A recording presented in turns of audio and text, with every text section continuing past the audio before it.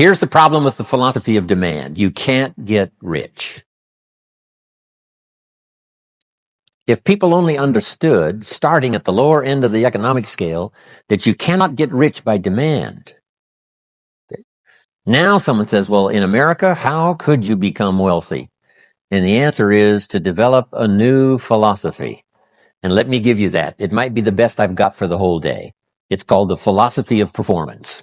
I will perform so well, it would be embarrassing for the company not to pay me $6. And if you want to change your economic future, it starts with your personal philosophy.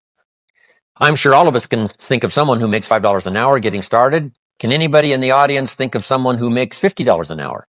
But what I'm trying to say is the possibilities here, let's just say, are just unlimited.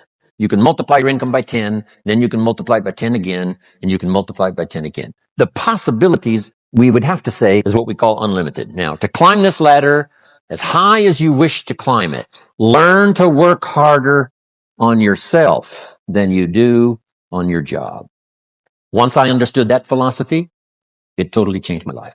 I made my first fortune by age 32, starting at age 25.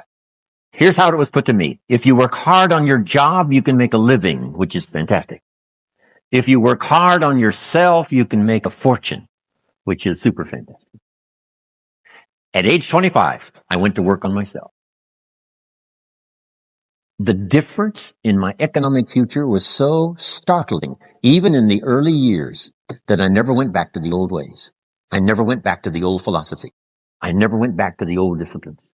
Here it is in philosophical terms. Just jot this phrase down. This is a good one. Success is something you attract by becoming an attractive person. Success is not something you pursue. Success is something you attract by the person you become. Now, what could you think of that would start to make you more attractive to the marketplace?